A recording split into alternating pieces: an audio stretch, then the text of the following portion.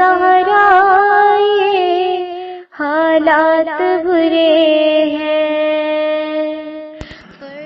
کاشانۂ بصیرت ایک ایسا مکمل یوٹیوب چینل جس پر محروم بصارت کے لیے بالخصوص اور تمام افراد کے لیے بالعموم سینکڑوں کی تعداد میں اسلامی کتب دستیاب ہیں۔ لہذا گزارش ہے کہ آپ اپنی ذمہ داری نبھاتے ہوئے کاشانۂ بصیرت کو سبسکرائب کرنے کے ساتھ ساتھ بیل آئیکن کو پریس کیجیے تاکہ آپ علم کے حصول کے ساتھ ساتھ مذہب اہل بیت کی اشاعت میں بھی اہم کردار ادا کرتے رہیں۔ کاشانۂ بصیرت، کاشانۂ بصیرت، کاشانۂ بصیرت۔ فرزند زہرا یہ حالات برے ہیں۔ کاشانۂ بصیرت کے یوٹیوب چینل کے لیے جو میں آپ کے سامنے تفسیر پڑھ رہی ہوں وہ تفسیر الکوثر ہے۔ اس کا پارٹ نمبر 12 میں آپ کے سامنے پڑھ رہی ہوں۔ وعلى الذين هادوا حرمنا كل ذي ظفر ومن البقر والغنم حرمنا عليهم شحومهما إلا ما حملت ظهورهما أو الحوايا أو ما اختلط بعظم ذلك جزيناهم ببغيهم وإنا لصادقون۔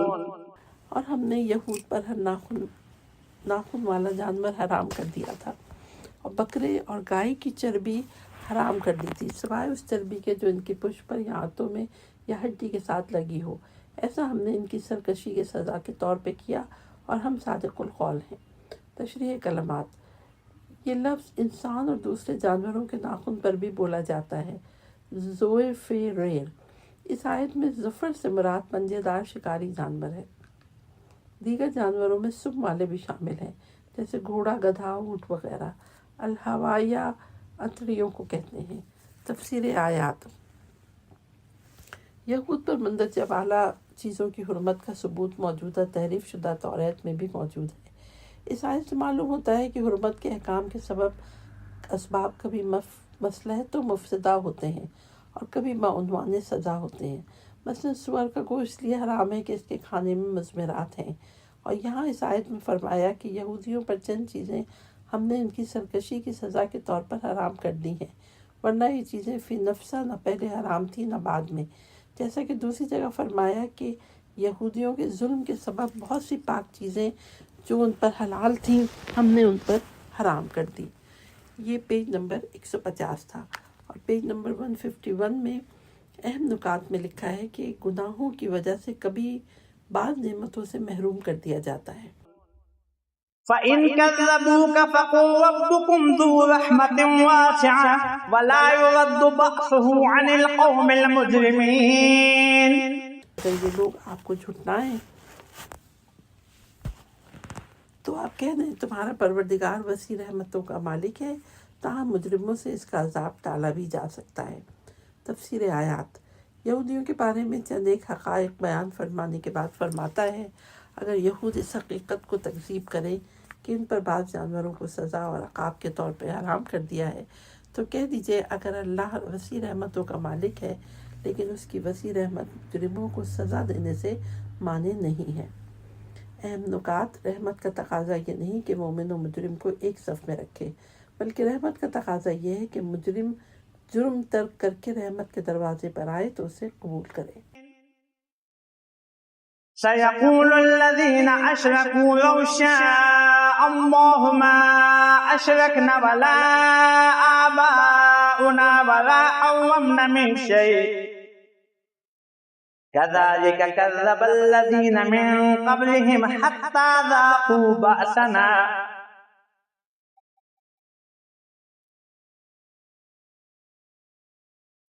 قُلْ هَلْ عِندَكُم مِّنْ قَوْمٍ فَتُخْرِجُوهُ لَنَا إِن تَتَّبِعُونَ إِلَّا الظَّنَّ وَإِنْ أَنْتُمْ إِلَّا تَخْرُصُونَ۔ قُلْ فَلِلَّهِ الْحُجَّةُ الْبَالِغَةُ فَلَوْ شَاءَ لَهَدَاكُمْ أَجْمَعِينَ۔ مشرکین کہیں گے کہ اللہ اگر چاہتا تو نہ ہم شرک کرتے، نہ ہمارے باپ دادا، اور نہ ہی ہم کسی چیز کو حرام گردانتے۔ اسی طرح ان سے پہلے والوں نے بھی تکذیب کی تھی، یہاں تک کہ انہوں نے ہمارا عذاب چکھ لیا۔ کہہ دیجئے کیا تمہارے پاس کوئی علم ہے جسے ہمارے سامنے لا سکو؟ تو تم تو صرف گمان کے پیچھے چلتے ہو، اور یہ کہ تم فقط قیاس آرائیاں کرتے ہو۔ کہہ دیجئے اللہ کے پاس نتیجہ خیز دلائل ہیں، بس اگر وہ چاہتا تو تم سب کو جبراً ہدایت دے دیتا۔ یہ پیج نمبر 152 ہے۔ تفسیر آیات۔ نمبر 1، مشرکین اپنے شرک و کفر کی توجیہ پیش کریں گے کہ ہم اللہ کی مشیت کے مطابق شرک کر رہے ہیں، ورنہ اگر اللہ ہم سے شرک نہ چاہتا تو ممکن نہ تھا کہ ہم شرک کا عمل انجام دیتے، لہذا ہم جو کچھ کر رہے ہیں وہ اللہ کی طرف سے ہے۔ نمبر 2، اللہ تعالیٰ ارشاد فرماتا ہے کہ تم سے پہلے کفر و شرک کرنے والے یہی طریقہ و تہذیب اختیار کرتے رہے ہیں جو سراسر ظن و تخمین پر مبنی ہے۔ تم نے مشیت سے جبر مراد لیا ہے، اگر اللہ تربیت و تعلیم، استدلال و تعقل کا راستہ چھوڑ کر جبر کا راستہ اختیار فرماتا تو تم سب کو ہدایت دے دیتا، جیسے تمہارے جسمانی نظام کو قائم رکھنے کے لیے قلب و جگر کو ہدایت دے رکھی ہے، لیکن اس مسلوب الاختیار ہدایت سے غرض خلقت اور مقصد شریعت پورا نہیں ہوتا ہے۔ نمبر 3، اللہ کی مشیت کو اس کی رضامندی سے تعبیر کرنا ایک نہایت فاحش غلطی ہے، جس میں کچھ اسلامی مذاہب بھی مبتلا ہیں۔ مشیت الہی یہ ہے کہ انسان خود مختار اور اپنے ارادے میں آزاد ہے، تاکہ اسے امتحان میں ڈالنا، مکلف بنانا اور اس کے اعمال کے لیے ثواب و عقاب مرتب کرنا درست رہ جائے۔ انسان اللہ کی اس عدم جبر کی مشیت کے تحت خود مختار ہے، اسی خود مختاری کے تحت گناہ بھی کرتا ہے اور ثواب کا کام بھی کرتا ہے۔ اچھے عمل کو اس نے پسند کیا اور گناہ کو ناپسند کیا۔ انسان کو خود مختار نہ بنانے کا مطلب یہ ہے کہ انسان اختیار و انتخاب کا اہل نہیں ہے، یعنی اس کی اتنی عقل نہیں ہے کہ اس کو آزادی دی جائے۔ اس طرح ہی انسان نہیں رہتا۔ ہم اس مطلب کے دوسرے لفظوں میں واضح انداز میں بیان کریں گے۔ اللہ تعالیٰ کے 2 ارادے ہیں، ایک تخلیقی و تکوینی ارادہ، دوسرا تشریعی اور تشریعی ارادہ۔ ارادہ تکوینی یعنی عالم خلق و ایجاد میں صرف اللہ کا ارادہ چلتا ہے۔ جب وہ کسی چیز کا ارادہ کر لیتا ہے بس اس کا امر یہ ہوتا ہے بس وہ ہو جاتی ہے۔ کائنات میں جو کچھ وجود میں آتا ہے اللہ کی طرف سے ہے، کسی غیر خدا سے کوئی چیز وجود میں نہیں آتی۔ ارادہ تشریعی میں ایسا نہیں ہے، جو کچھ اللہ نے حکم دیا اس پر ساری دنیا عمل کرے۔ اللہ نے ارادہ تکوین میں فرمایا ہے کن فیکون، ہو جا، بس وہ ہو جاتا ہے، نہ ہونے کا سوال ہی نہیں پیدا ہوتا۔ لیکن ارادہ تشریع میں فرمایا اقیم الصلاۃ، نماز قائم کرو، تو کوئی نماز پڑھتا ہے، کوئی نہیں پڑھتا ہے۔ اس سے واضح ہوا کہ اللہ تعالیٰ کے دونوں ارادے ایک جیسے نہیں ہیں۔ اس بات کے ذہن نشین کر لینے کے بعد یہ بھی ذہن نشین کر لیں کہ بندے کا تعلق اللہ کے ارادہ تخلیق اور تشریع دونوں کے ساتھ ہے۔ اللہ کے ارادہ تخلیق میں بندے کا کوئی ارادہ نہیں چلتا ہے۔ اللہ کے حکم تشریع اقیم الصلاۃ پہ کوئی عمل کرتا ہے، کوئی نہیں کرتا ہے۔ یہ اس لیے ہے کہ یہاں انسان اپنے ارادے میں آزاد ہے۔ اس آزادی سے غلط فائدہ اٹھانے کو گناہ کہتے ہیں۔ یہاں چونکہ انسان مجبور نہیں ہے، خود مختار ہے۔ اللہ کے ارادہ تشریع پر عمل کرنا اطاعت ہے اور عمل نہ کرنا معصیت ہے، اس لیے اس سے امتحان لینے، مکلف بنانے اور سزا و جزا کا قانون وضع ہوتا ہے۔ یہ میں پیج نمبر 153 پڑھ رہی ہوں۔ اس جگہ المیہ یہ ہوا کہ ایک مکتب فکر نے اللہ کے ارادہ تکوینی یعنی تخلیقی اور ارادہ تشریعی دونوں میں امتیاز نہیں کیا، بلکہ دونوں کو ایک جیسا قرار دیا کہ انسان سے جو بھی عمل صادر ہوتا ہے وہ سب اللہ کی طرف سے ہے، جیسے بارش کا نزول اللہ کی طرف سے ہے۔ اس المیے کے نتیجے میں اللہ کی شان میں گستاخانہ نظریہ جبر و وجود میں آیا، جس کے تحت اطاعت بھی اللہ کی طرف سے اور معصیت بھی اللہ کی طرف سے ہے۔ اس طرح انسان کا کوئی عمل اپنا نہیں ہوتا، اللہ کا ہوتا ہے۔ انسان مجبور ہے، اس کا اپنا کوئی ارادہ نافذ نہیں ہے، حالانکہ خود مختاری انسان کی ساخت کی بنیادی اینٹ ہے۔ مجبور اور انسان دو متضاد چیزیں ہیں۔ مجبور انسان موجود نہیں ہے، بلکہ یہ ایک موہومہ اور مفروضہ ہے۔ مشرکین بھی یہی کہہ رہے ہیں کہ ہم سے جو شرک صادر ہو رہا ہے وہ اللہ کی طرف سے، اگر اللہ نہ چاہتا تو ہم شرک نہ کر پاتے۔ جبر و تفویض۔ جبر اشاعرہ کا نظریہ ہے، اس کے نزدیک انسان کے افعال کا فاعل خود انسان نہیں ہے، فاعل اللہ تعالیٰ ہے۔ انسان صرف آلۂ کار ہے، جیسے کاتب انسان ہے، قلم آلۂ کار ہے۔ تفویض معتزلہ کا نظریہ ہے، اس نظریے کے تحت انسان کا ارادہ علت نامہ ہے، اللہ نے یہ قدرت انسان کے سپرد کی ہے، اب اللہ روک نہیں سکتا، انسان خود جو چاہے کر سکتا ہے۔ جبر والے کہتے ہیں صرف اللہ کا ارادہ نافذ ہے، تفویض والے کہتے ہیں صرف انسان کا خداداد ارادہ نافذ ہے۔ یہ دونوں مسالک ارادہ خالق اور ارادہ مخلوق کو باہم متضاد سمجھتے ہیں، ان دونوں کو یکجا نہیں کر سکے، اس لیے ان دونوں نے ایک ارادے کی نفی کی ہے۔ جبر والوں نے انسانی ارادے کی نفی کی ہے اور تفویض والوں نے اللہ کے ارادے کی نفی کی ہے، جبکہ قرآن دونوں ارادوں کا قائل ہے۔ البتہ انسان کا ارادہ اللہ کے ارادے کے ذیل میں ہے۔ انسان میں قدرت اللہ کی طرف سے ہے اور اس کا انتخاب بندے کی طرف سے ہے۔ قرآن دونوں نظریوں کو مسترد کرتا ہے اور اپنے کام کو ہدایت کا نام دیتا ہے۔ ہدایت وہاں ہو سکتی ہے جہاں انسان فعل و ترک میں خود مختار ہو، جبر کی صورت میں ہدایت نہیں ہوتی۔ ہدایت کا مطلب آزادی ہے۔ قرآن اپنے موقف کو صاف اور واضح لفظوں میں بیان کرتا ہے، وَمَا عَلَيْنَا إِلَّا الْبَلَاغُ الْمُبِينُ، اور ہم پر تو فقط واضح طور پر پیغام پہنچانا ہے اور بس۔ ہدایت کا مطلب پیغام سمجھانا ہے، آگے آزادی ہے کہ ہم نے اسے راستے کی ہدایت کر دی، خواہ وہ شکر گزار بنے یا ناشکرا۔ جبر کی صورت میں عقل اور قانون کے لیے کوئی گنجائش نہیں رہتی۔ حیوانات اور دیوانے کے لیے قانون بے معنی ہے۔ گاڑی اور ڈرائیور میں یہی فرق ہے، گاڑی جبر کے تحت چلتی ہے اور ڈرائیور ارادہ رکھتا ہے۔ چنانچہ مکلف ہونے کے لیے عقل، قدرت اور اختیار شرط ہے۔ عقل اور قدرت کی جبر اور تفویض کے باطل ہونے پر واضح دلیل ہے۔ نظریہ جبر معاویہ کے دور پہ پیدا ہوا اور سیاسی عزائم پر مبنی ہے۔ اپنی حکومت کے استحکام کے لیے اس نظریے کو رواج دیا گیا، چونکہ جبر کے تحت حکومت اللہ کی طرف سے ہے اور جو حکومت اللہ کی طرف سے ہے اس کے خلاف کرنا کفر ہے، جیسا کہ ابن زیاد نے حضرت امام زین العابدین علیہ السلام سے کہا کہ آپ کے بھائی علی اکبر کو اللہ نے قتل کیا۔ امام نے فرمایا نہیں، لوگوں نے قتل کیا۔ ملاحظہ ہو بلا ذریع انصاب بالاشراف۔ اہم نکات: نمبر 1، علمی اور یقینی سند کے بغیر کوئی نظریہ قابل قبول نہیں ہے۔ نمبر 2، عقائد میں ظن و تخمین گمراہ کن ہوتا ہے۔ قل هلم شهداءكم الذين يشهدون أن الله حرم هذا فإن شهدوا فلا تشهد معهم ولا تتبع أهواء الذين كذبوا بآياتنا والذين لا يؤمنون بالآخرة وهم بربهم يعدلون۔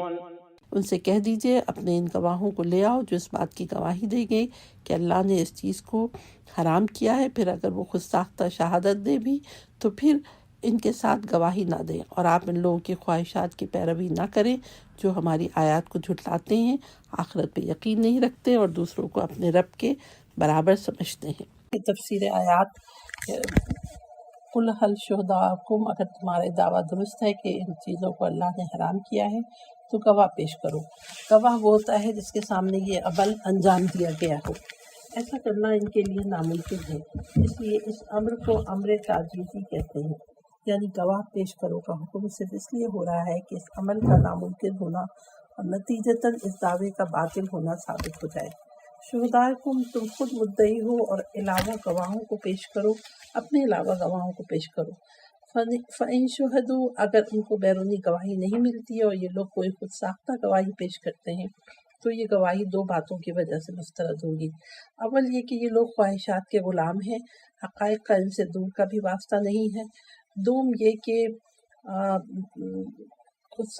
پیش کرتے ہیں. گواہی دو باتوں کی وجہ سے مسترد ہوگی کہ اول یہ کہ یہ لوگ خواہشات کے غلام ہیں، حقائق کا ان کا دودھ سے بھی واسطہ نہیں ہے. دوسرے یہ کہ یہ لوگ آخرت پر ایمان نہیں رکھتے، کیونکہ ایمان بآخرت انسان کو جھوٹ بولنے اور گناہ کا ارتکاب کرنے سے روک سکتا ہے. نمبر 3 فلا تشہد معہم، یعنی آپ ان کی گواہی قبول نہ کریں بلکہ اس گواہی کا باطل ہونا واضح کریں. یہ تعبیر ان کے کذب کو واضح کرنے کے لیے اختیار کی گئی ہے، ورنہ رسول کے لیے ممکن نہیں ان کی تصدیق کریں. اہم نکات. نمبر 1 آخرت پر ایمان انسان کے کردار و سیرت پر اثر انداز ہوتا ہے. ان آیات سے معلوم ہوتا ہے کہ حلال کو حرام اور حرام کو حلال قرار دینا کس قدر سنگین جرم ہے، کیونکہ یہ شرک باللہ ہے. قل تعالوا اتل ما حرم ربكم عليكم الا تشركوا به شيئا وبالوالدين احسانا ولا تقتلوا اولادكم من املاق نحن نرزقكم واياهم ولا تقربوا الفواحش ما ظهر منها وما بطن ولا تقتلوا النفس التي حرم الله إلا بالحق ذلكم وصاكم به لعلكم تعقلون. کہہ دیجئے آؤ میں تمہیں وہ چیزیں بتا دوں جو تمہارے رب نے تم پر حرام کر دی ہیں. وہ یہ کہ تم لوگ کسی کو اس کا شریک نہ بناؤ اور والدین پر احسان کرو اور مفلسی کے خوف سے اپنی اولاد کو قتل نہ کرو. ہم تمہیں بھی رزق دیتے ہیں اور انہیں بھی، اور اعلانیہ اور پوشیدہ. کسی طور پر بھی بے حیائی کے قریب نہ جاؤ، اور جس جان کے قتل کو اللہ نے حرام کیا ہے اسے قتل نہ کرو وہاں مگر حق کے ساتھ. یہ وہ باتیں ہیں جن کی وہ تمہیں نصیحت فرماتا ہے تاکہ تم عقل سے کام لو. تشریح کلمات. املاق فقر و تنگ دستی کو کہتے ہیں. العین کے معنی املاق محتاج ہونے تک کثرت سے مال خرچ کرنے کو کہتے ہیں. تفسیر آیات. ان چند آیات میں 10 چیزوں کا ذکر ہے جس کے بارے میں اللہ تعالیٰ نے حکم صادر فرمایا ہے. نمبر 1 شرک کی ممانعت، والدین پر احسان، قحط کے خوف سے اولاد کا قتل. نمبر 4 بے حیائی کا ارتکاب. نمبر 5 ناحق قتل. نمبر 6 مال یتیم کھانے کی ممانعت. نمبر 7 ناپ تول میں انصاف، عدل و انصاف. نمبر 9 عہد و پیمان کی پابندی. نمبر 10 صراط مستقیم کی اتباع. نمبر 1 سب سے پہلے شرک کا ذکر فرمایا کیونکہ شرک ہی وہ گناہ ہے جو قابل درگزر نہیں ہے. اگرچہ ہر جرم اور ہر گناہ ظلم ہے، لیکن شرک ظلم عظیم ہے. شرک ظلم عظیم ہے. شرک باللہ کی چند صورتیں ہیں: شرک در اعتقاد، شرک در حاکمیت، شرک در تدبیر، شرک در عبادت. الف شرک در اعتقاد کے بارے میں فرمایا اللہ اس بات کو یقیناً معاف نہیں کرتا کہ اس کے ساتھ کسی کو شریک ٹھہرایا جائے، اور اس کے علاوہ دیگر گناہوں کو جس کے بارے میں وہ چاہے گا معاف کر دے گا. بے شک جس نے اللہ کے ساتھ کسی کو شریک ٹھہرایا بتحقیق اللہ نے اس پر جنت کو حرام کر دیا ہے. شرک در حاکمیت کے بارے میں اس سورہ کی گزشتہ 139 سے 150 تک آیات ہیں. شرک در تدبیر کے بارے میں فرمایا کہہ دیجئے تمہیں آسمان اور زمین سے کون رزق دیتا ہے، سماعت اور بصارت کا مالک کون ہے، اور کون ہے جو بے جان سے جاندار کو پیدا کرتا ہے اور جاندار سے بے جان کو، اور کون امور عالم کی تدبیر کر رہا ہے. پس وہ کہیں گے اللہ. بس کہہ دیجئے پھر تم بچتے کیوں نہیں ہو. سب سے زیادہ شرک کا مقام شرک در تدبیر ہے. انبیاء علیہ السلام کو شرک در تدبیر کے ساتھ زیادہ واسطہ پڑا ہے، چونکہ جن مشرکین سے انبیاء نبرد آزما رہے ہیں ان کا یہ عقیدہ تھا کہ خالق تو اللہ ہے، مگر خلق کے بعد اللہ نے کائنات کی تدبیر چند ہستیوں کے سپرد کر دی ہے، اب وہی اس کائنات کو چلاتی ہیں. لہٰذا ہم ان ہستیوں کی عبادت کرتے ہیں اور ان سے اپنی ساری امیدیں وابستہ رکھتے ہیں. اس مشرکانہ عقیدے کی روح میں قرآن میں سینکڑوں آیات ہیں جن میں ارشاد فرمایا ہے کہ اس کائنات کی تدبیر سے متعلق تمام امور میرے ہاتھ میں ہیں.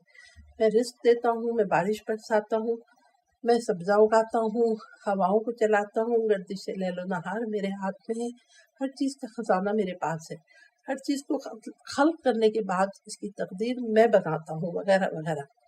شرک در عبادت کے بارے میں 20 آیات موجود ہیں۔ والدین کے احسان کے حکم کو اللہ نے ہمیشہ توحید اور نفی شرک کے ساتھ ذکر کیا ہے۔ اللہ کے سوا کسی کی عبادت نہ کرو اور اپنے والدین پر احسان کرو اور کسی چیز کو اس کا شریک قرار نہ دو اور والدین کے ساتھ احسان کرو۔ آپ کے پروردگار نے فیصلہ کر دیا ہے کہ تم اس کے سوا کسی کی بندگی نہ کرو اور والدین کے ساتھ اچھا سلوک کرو۔ اس سے مطلب عکس ہوتا ہے کہ توحید کے بعد سب سے عظیم ذمہ داری والدین پر احسان ہے اور شرک کے بعد سب سے عظیم گناہ والدین پر احسان نہ کرنا ہے۔ بقائے نسل کے لیے اللہ تعالیٰ نے اولاد کے ساتھ محبت کرنا، ان پر نیکی کرنا تکوینی طور پر حل فرمایا ہے کہ اولاد کے لیے محبت اور احسان کو والدین کے دل میں ایسی وضعیت فرمایا ہے کہ وہ ان سے محبت و احسان کے بغیر رہ نہیں سکتے، اور والدین نے طبیعی طور پہ اولاد کے سامنے اس دنیا سے رخصت ہونا ہے، اس لیے اولاد کے دل میں والدین کی محبت اس پیمانے پر نہیں رکھی۔ البتہ تشریعی طور پر یہ سختی سے حکم ہوا کہ ان کے ساتھ نیکی کرنا توحید کے بعد اہم ترین وظیفہ فریضہ ہے۔ جو لوگ تکوین و تشریع یعنی فطرت اور شریعت دونوں کو اپنی زندگی کو نافذ کرتے ہیں، ان کا عائلی نظام محبت و سکون کی فضا میں قائم رہنا ہے۔ جیسا کہ اسلامی معاشروں میں نظر آتا ہے، جو لوگ فطرت کے ساتھ شریعت کو نہیں مانتے وہ فطری طور پر اولاد سے محبت کریں گے، لیکن والدین کے بارے میں انسانی حقوق ادا کرنے کے لیے حاضر نہیں ہوتے، جیسا کہ ہم مغربی معاشروں میں مشاہدہ کرتے ہیں، جہاں بہترین اولاد اسے سمجھا جاتا ہے جو اولڈ ہاؤس میں سال میں ایک بار کرسمس کے موقع پر اپنے والدین سے ملنے جاتی ہے۔ نمبر 3، قحط و افلاس کے خوف سے اپنی اولاد کو قتل نہ کرو۔ قدیم جاہلیت ہی نہیں، جدید جاہلیت میں بھی اس قتل کا جواز خوف افلاس بتاتی ہے۔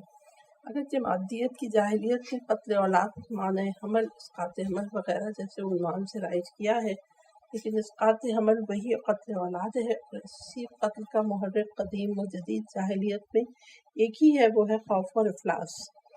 نمبر 4، بے حیائی کے قریب نہ جاؤ، خواہ آشکار ہو یا پوشیدہ۔ اس کو لفظ فواحش کے ساتھ تعبیر فرمایا ہے۔ فحش، فحشہ اس قول یا فعل کو کہتے ہیں جو قباحت میں حد سے بڑھا ہوا ہو۔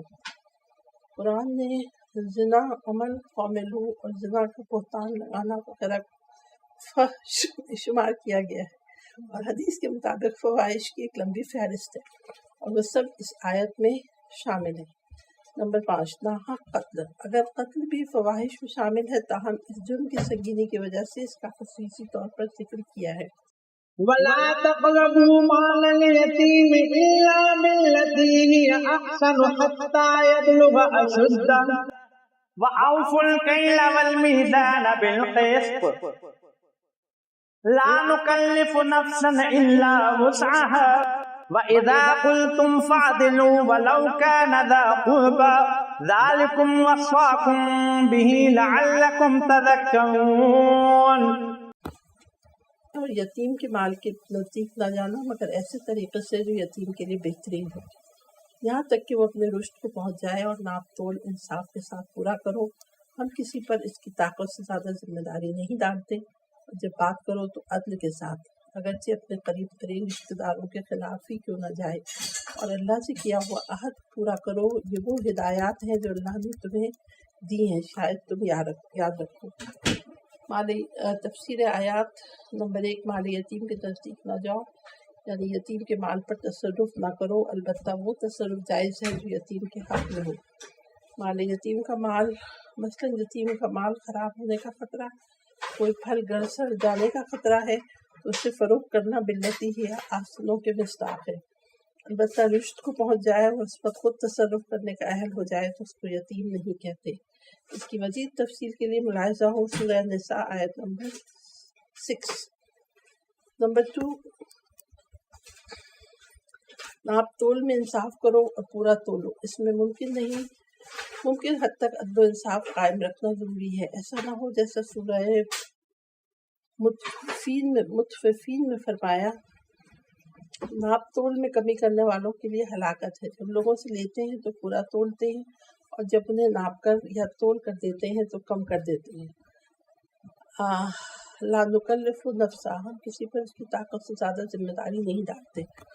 اگر بھول چوک اور غیر ارادی یا نادانستہ طور پر کمی بیشی ہو جائے تو اس کا مواخذہ نہ ہوگا۔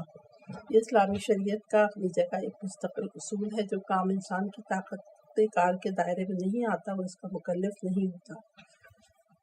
جب شہادت یہ فیصلہ سنانا ہو تو اپنی گفتار میں بھی عدل و انصاف کا دامن نہ چھوڑو، خواہ یہ شہادت یہ فیصلہ اپنے قریبی رشتہ داروں کے خلاف ہی کیوں نہ ہو۔ خطبہ پروری اور قریبی رشتوں سے جذباتی رشتہ انسانی جبلت میں ہے، اس کے لیے عدل کے حکم کے ساتھ قریبی رشتہ داروں کا ہمیشہ ذکر آتا ہے۔ گفتار کے عدل و انصاف میں گواہی، اقرار، نصیحت، فتویٰ، فیصلے وغیرہ شامل ہوتے ہیں۔ اللہ کے عہد کو پورا کرو، یہ عہد فطری بھی ہے اور شرعی بھی۔ اس طرح شریعت کے تمام احکام عہد خدا میں آتے ہیں، نیز انسان کی اپنی عقل اور وجدان کے تقاضے بھی عہد خدا میں آتے ہیں۔ وَأَنَّ هَذَا صِرَاطِي مُسْتَقِيمًا فَاتَّبِعُوهُ وَلَا تَتَّبِعُوا السُّبُلَ فَتَفَرَّقَ بِكُمْ عَنْ سَبِيلِهِ ذَلِكُمْ وَصَّاكُمْ بِهِ لَعَلَّكُمْ تَتَّقُونَ۔ اور یہی میرا سیدھا راستہ ہے، اس پر چلو اور مختلف راستوں پر نہ چلو، ورنہ یہ تمہیں اللہ کے راستے سے ہٹا کر پراگندہ کر دیں گے۔ اللہ نے تمہیں یہ ہدایت اس لیے دی ہے تاکہ تم تقوی اختیار کرو۔ پیج نمبر 160 ہے، تفسیر آیات، یعنی سیدھے راستے پر چلو اسلامی دستور حیات کے مطابق۔ چند ایک اہم نکات بیان کرنے کے بعد فرمایا میرا سیدھا راستہ یہی ہے جہاں بحکم خدا رسول امت سے بات کر رہے ہیں کہ میں تمہیں وہ چیزیں بتاؤں جو تمہارے رب نے حرام کی ہیں۔ ان کے بیان کے بعد فرمایا میرا یہی رسول کریم کا سیدھا راستہ ہے۔ لہٰذا مطلب یہ ہوا کہ راہ رسول پر چلو اور دوسرے مختلف راستوں پر نہ چلو۔ اگر دوسرے مختلف راستوں پر چلے تو اختلاف، پراگندہ اور تفرقہ آ جائے گا۔ رسول کے راستے پہ چلے تو کوئی تفرقہ نہ ہوگا، کیونکہ یہ منزل تک جانے کا سیدھا راستہ ہے، کیونکہ حق تو صرف ایک ہے اور باطل بہت ہوتے ہیں۔ ان آیات میں جو اصول حیات بیان کرنے کے بعد آیات کے اواخر میں تعقل، تذکر اور تقوی کا ذکر فرمایا، چنانچہ شرک باللہ، حقوق والدین، قتل اولاد، بے حیائی کا ارتکاب اور قتل نفس کے ذکر میں فرمایا لعلکم تعقلون، تاکہ تم عقل سے کام لو۔ کیونکہ مذکورہ والا احکامات کا ادراک عقل سے مربوط ہے، چنانچہ قتل اولاد کے بارے میں اسی سورہ میں فرمایا قد خسر الذین قتلوا اولادہم سفہا بغیر علم، اور قتل اولاد کو سفاہت اور بے وقوفی قرار دیا۔ یتیم کا مال نہ کھانا، ناپ تول میں انصاف کرنا، گفتار میں عدل و انصاف اختیار کرنا اور عہد و میثاق کو پورا کرنا تعقل کے ساتھ تذکر اور نصیحت آموزی کا محتاج ہے۔ اس لیے فرمایا لعلکم تذکرون، صراط مستقیم پر فائز رہنا تقوی کے بغیر ممکن نہ تھا، اس لیے اس حکم کے آخر میں فرمایا لعلکم تتقون۔ اہم نکات: نمبر 1، دستور قرآن پر عمل کرنا عقل، نصیحت آموزی اور تقوی پر موقوف ہے۔ نمبر 2، آبادی میں خواہ کتنا ہی اضافہ ہو جائے، اللہ کی طرف سے فراہم کردہ رزق اس سے بھی زیادہ ہے۔ مثلاً سورج صرف 1 منٹ میں اہل زمین کے لیے سال بھر کی انرجی فراہم کرتا ہے۔ نمبر 3، حق کا راستہ صرف ایک اور باطل کے راستے بہت ہوتے ہیں۔ ثم آتينا موسى الكتاب تماما على الذين أحسنوا وتفصيلا لكل شيء وهدى ورحمة لعلهم بلقاء ربهم يؤمنون۔ پھر ہم نے موسیٰ کو کتاب عنایت کی تاکہ نیکی کرنے والے پر احکام پورے کر دیں اور اس میں ہر چیز کی تفصیل بیان ہو اور ہدایت اور رحمت کا باعث ہو، تاکہ وہ اپنے رب کی ملاقات پر ایمان لے آئیں۔ تفسیر آیات: اللہ فرماتا ہے ہم نے شرک نہ کرنے، والدین پر احسان کرنے، اولاد کے قتل سے باز رہنے، ناپ تول میں انصاف کرنے، یتیم کا مال نہ کھانے، عہد و پیمان پر قائم رہنے، گفتار میں عدل و انصاف قائم رکھنے کا حکم اور دستور تمام سابقہ شریعتوں میں حالات کے مطابق اجمالاً دیا یا خود موسیٰ کو اجمالاً دیا۔ ثم آتینا موسیٰ الکتاب، پھر ہم نے موسیٰ کو کتاب عنایت کی، اس کتاب میں ان تمام احکام میں جو کمی رکھی گئی تھی ان کی تکمیل کی اور ان میں حسب مصلحت جو اجمال رکھا گیا تھا اس کی تفصیل بیان کی۔ تماماً علی الذی احسن، اس جملے کی تفسیر آسان نہیں ہے، اس لیے تماماً میں مختلف اقوال ہیں کہ کس چیز کی تکمیل کا ذکر ہے۔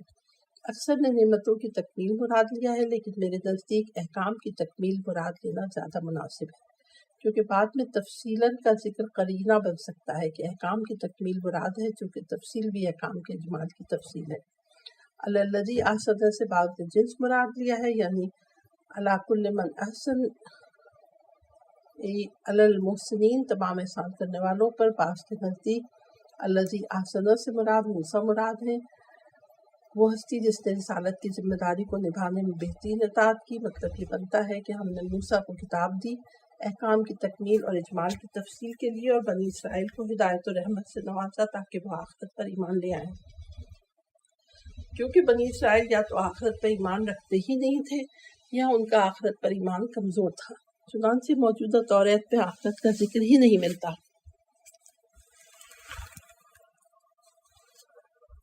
لکل شیء سے مراد